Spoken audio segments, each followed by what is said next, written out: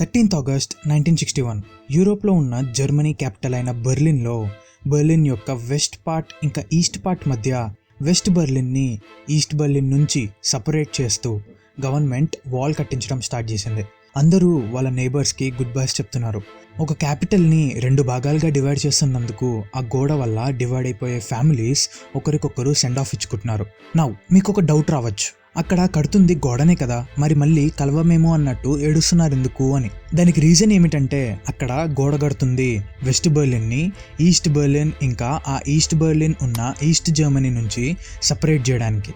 ఒకవేళ వెస్ట్ బెర్లిన్కి వెళ్ళాలి అంటే, వేరే దేశానికి వెళ్ళాలి అంటే ఎన్ని ప్రొసీజర్స్ ఫాలో అవ్వాలో, ఈస్ట్ బెర్లిన్ నుంచి వెస్ట్ బెర్లిన్కి వెళ్ళాలి అంటే అవే ప్రొసీజర్స్ ఫాలో అవ్వాలి. కానీ ఎవరికి తెలుసు ఇలాంటి ఒక డిసిషన్ ఆ దేశంలోనే ఒక సివిల్ వార్ని క్రియేట్ చేస్తుందని. అసలు ఆ వాల్ కట్టాల్సిన అవసరం ఏమిటి? అసలు వెస్ట్ జర్మనీని సపరేట్ చేయడానికి ఎందుకు ట్రై చేస్తున్నారు? అసలు ఎక్కడో ఈస్ట్ జర్మనీ మధ్యలో ఉన్న వెస్ట్ బెర్లిన్ని గోడలు కట్టి మొత్తం జర్మనీ నుండి సపరేట్ చేయడం ఎందుకు? ఈ డౌట్స్ అన్నిటినీ ఈరోజు ఈ బ్లాక్ అండ్ వైట్ షోలో చూద్దాం. The Berlin wall.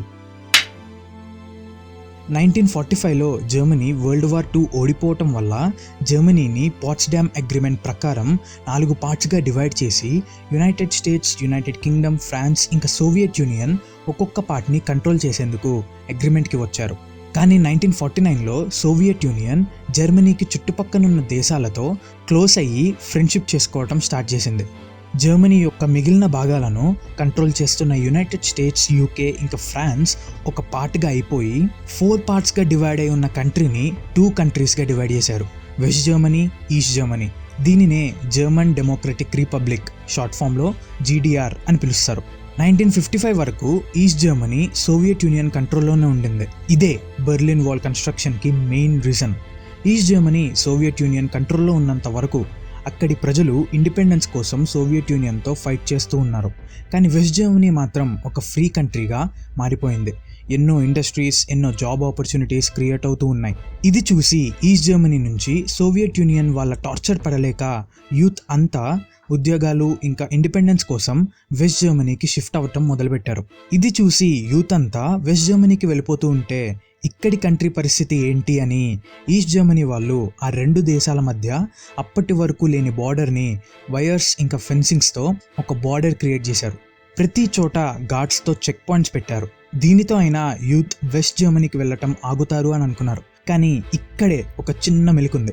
1945లో జర్మనీని 4 పార్ట్స్గా డివైడ్ చేసి ఒక్కొక్క పార్ట్ని కంట్రోల్ చేసిన US, UK, ఫ్రాన్స్ ఇంకా సోవియట్ యూనియన్ జర్మనీ క్యాపిటల్ అయిన బెర్లిన్ని కూడా 4 పార్ట్స్గా డివైడ్ చేసి ఒక్కొక్కరు ఒక్కొక్క పార్ట్ని కంట్రోల్ చేశారు. ఎప్పుడైతే 4 పార్ట్స్గా ఉన్న జర్మనీ 2 కంట్రీస్గా మారిందో అప్పుడు జర్మనీతో పాటు బెర్లిన్ కూడా 4 పార్ట్స్ నుంచి 2 పార్ట్స్గా మారింది. ఈస్ట్ బెర్లిన్ ఏమో ఈస్ట్ జర్మనీ లాగా సోవియట్ యూనియన్ కంట్రోల్లో ఉండింది. వెస్ట్ జర్మనీతో పాటు వెస్ట్ బెర్లిన్ US, UK ఇంకా ఫ్రాన్స్ కంట్రోల్లో ఉండింది. కానీ ఈస్ట్ ఇంకా వెస్ట్ జర్మనీకి మధ్య ఉన్న బార్డర్ లాగా ఈస్ట్ ఇంకా వెస్ట్ బెర్లిన్కి బార్డర్ ఉండలేదు. ఈస్ట్ బెర్లిన్ నుంచి వెస్ట్ బెర్లిన్కి ఇంకా వెస్ట్ నుండి ఈస్ట్ బెర్లిన్కి ఎవరైనా ఎప్పుడైనా ఇటు నుంచి అటు, అటు నుంచి ఇటు ట్రావెల్ చేయొచ్చు. ఎప్పుడైతే ఈస్ట్ జర్మనీ గవర్నమెంట్ బార్డర్ కట్టి యూత్ని వెస్ట్ జర్మనీకి వెళ్లకుండా ఉంచడానికి ట్రై చేసిందో అప్పుడు ఈ బెర్లిన్ లూప్ హోల్ బాగా యూజ్ అయింది.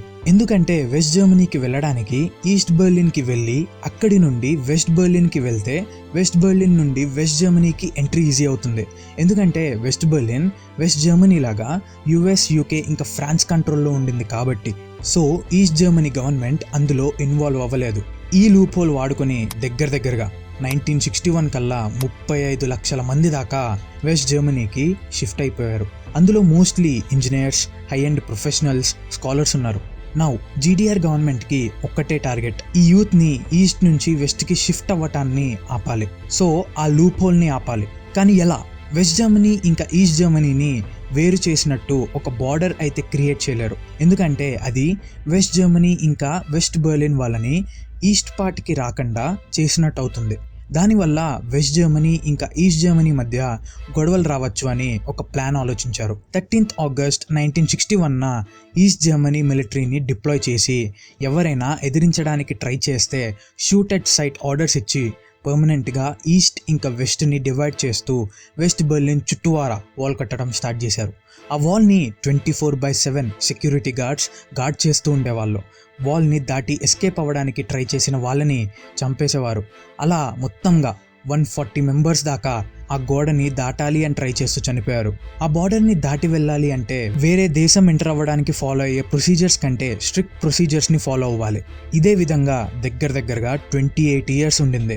కానీ ప్రతి సాడ్ స్టోరీకి ఒక మంచి ఎండింగ్ ఉండేట్టు బెర్లిన్ వాల్ లాంటి ఒక సాడ్ హిస్టరీకి ఒక మంచి ఎండ్ ఉండింది. అండ్ ఆ మంచి ఎండ్కి కారణమైన వ్యక్తి ఇతను గంటర్ షోబాస్కీ. అండ్ ఆ విషయం అప్పుడు అతనికి కూడా తెలియదు. అదేంటి అని అనుకుంటున్నారా? I'll explain. వరల్డ్ వార్ 2 తర్వాత యూరోపియన్ కంట్రీస్ అన్నీ వేరే దేశాల యొక్క ప్రజలని వాళ్ళ దేశానికి రాకుండా ఉండేట్టు బార్డర్స్ని చాలా టైట్ సెక్యూరిటీతో గార్డ్ చేయించడం స్టార్ట్ చేశారు. ఇంకా ఎన్నో స్ట్రిక్ట్ ప్రొసీజర్స్ని ఫాలో అయ్యారు. ఎన్నో ట్రావెల్ రిస్ట్రిక్షన్స్ని పెట్టారు. కానీ 1980స్లో ఎకనామిక్ ప్రాబ్లమ్స్ వల్ల కొన్ని దేశాలలో అప్పటి వరకు రూల్ చేసిన కమ్యూనిస్ట్ పార్టీస్ పడిపోవటం వల్ల ఇంటర్నేషనల్ ట్రావెల్ని కొంచెం అందుబాటులో ఉండేట్టు స్ట్రిక్ట్గా ఉన్న రూల్స్ని కొంచెం ఈజీ చేశారు. దీనిని చూసి ఈస్ట్ జర్మనీ వాళ్ళు వెస్ట్ జర్మనీకి ట్రావెలింగ్ ఈజీ ఉండేట్టు చేయమని ప్రొటెస్ట్ చేయడం స్టార్ట్ చేశారు. ఈ ప్రొటెస్ట్లో మెయిన్గా అందరికీ ఫ్రీడమ్ ఆఫ్ ట్రావెల్ ఉండాలి అని ప్రొటెస్ట్ చేశారు. ఇంతాక అన్నట్టు వేరే నేబరింగ్ కంట్రీస్ అందరూ ఇంటర్నేషనల్ ట్రావెల్ని ఈజీ చేశారు. ఇదే ఆపర్చునిటీగా చూసుకుని ఈస్ట్ జర్మనీకి చెందిన వాళ్ళు వెస్ట్ జర్మనీకి ఈ వేరే కంట్రీస్ ద్వారా ట్రావెల్ చేయడం స్టార్ట్ చేశారు. అండ్ ప్రతిరోజు వెస్ట్ జర్మనీకి ట్రావెల్ చేద్దామని వెళ్ళే జనాల యొక్క కౌంట్ పెరిగిందే కానీ తగ్గలేదు. సో గవర్నమెంట్కి అర్థమైంది, జనాల్ని కంట్రోల్ చేయాలి, వాళ్ళ కోపాన్ని చల్లార్చాలి అంటే మనం కూడా ఏదో ఒకటి చేయాలి అని. అప్పుడు 9th నవంబర్ 1989న గంటర్ షోబాస్కీ అనే ఒక అఫీషియల్ని ఒక ప్రెస్ కాన్ఫరెన్స్ పెట్టి ట్రావెల్ రిస్ట్రిక్షన్స్ గురించి ఇంకా కొత్త రెగ్యులేషన్స్ గురించి చెప్పమని ఒక నోట్లో ఆ రెగ్యులేషన్స్తో పాటు ఏం చెప్పాలి అన్న విషయాలను ఆ ప్రెస్ కాన్ఫరెన్స్ స్టార్ట్ అవ్వబోయే కొన్ని నిమిషాల ముందు పంపించారు. ఇంకా ట్రావెల్ రిస్ట్రిక్షన్స్ ఇంకా రెగ్యులేషన్స్లో ఏ డిసిషన్ తీసుకున్నారు అన్నది గంతర్కి తెలీదు, ఎందుకంటే అతనిని ఆ డిస్కషన్లో ఇన్వాల్వ్ చేయలేదు. Now this is what happens. Press conference start అవుతుంది. ఎన్నో రెగ్యులేషన్స్ ఇంకా వేరే విషయాల గురించి చెప్తూ తనకు లాస్ట్ మినిట్లో అందిన ట్రావెల్ లాస్ గురించి మాట్లాడడం స్టార్ట్ చేస్తారు. Also Privatreisen nach dem Ausland können ohne Vorliegen von Voraussetzungen, Reiseanlässe und Verwandtschaftsverhältnisse beantragt werden. Die Genehmigungen werden kurzfristig erteilt. అదంతా చెప్పాక జర్నలిస్ట్ ఒక క్వశ్చన్ అడుగుతాడు. దానికి ఆన్సర్గా గంటర్ షోబాస్కీ ఇది చెప్తాడు.